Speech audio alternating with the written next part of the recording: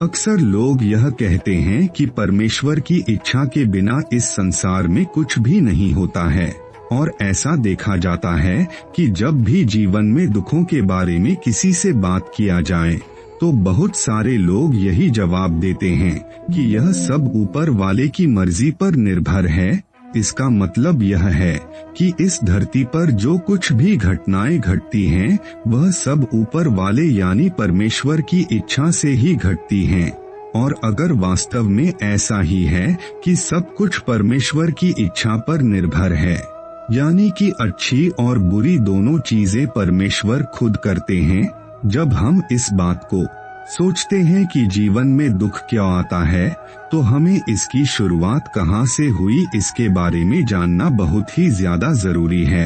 पवित्र बाइबल हमें बताती है कि परमेश्वर ने कैसे इस संसार की सृष्टि की और मनुष्य को बनाया, लेकिन मनुष्य ने परमेश्वर की आज्ञा को ना मानकर उस नियम और कानून को तोड़ा जिसे परमेश्वर ने बनाया था। बाइबल हमें बताती है कि परमेश्वर यहोवा ने इस संसार के प्रथम इंसान आदम को बनाया और उसे यह आज्ञा दी कि वह भले या बुरे के ज्ञान का जो वृक्ष है उसका फल ना खाए, क्योंकि यदि वह उसके फल को खाएगा तो उसका जो जीवन है वह बिल्कुल बदल जाएगा और वह आत्मिक रूप से मर जाएगा।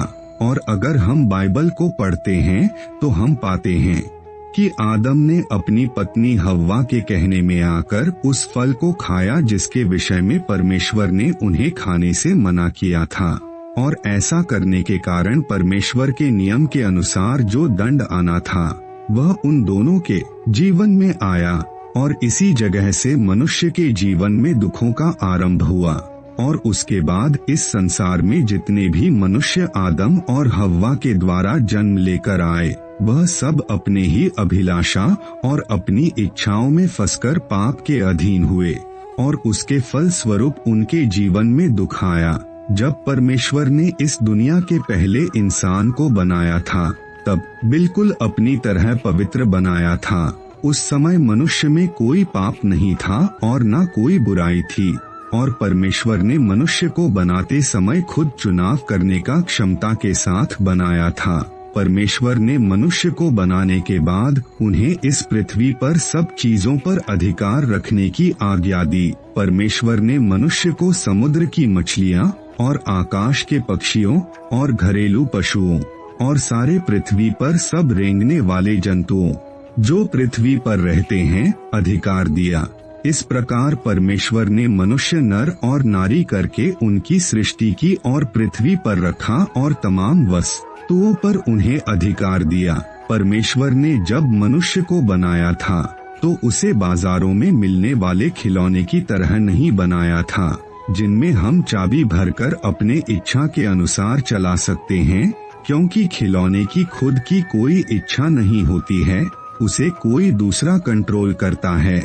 लेकिन परमेश्वर ने जब इंसान को बनाया था तो इंसान को एक मशीन या रोबोट की तरह नहीं बनाया था, पर उसको ऐसा बनाया था कि वह स्वयं अपनी इच्छा से अपने लिए चुनाव कर सके। लेकिन चुनाव का अधिकार देने के साथ साथ परमेश्वर ने मनुष्य को कुछ नियम और कायदे कानून दिए थे, और परमेश्वर ने मनुष्य को कहा था कि उन नियमों को ना तोड़े।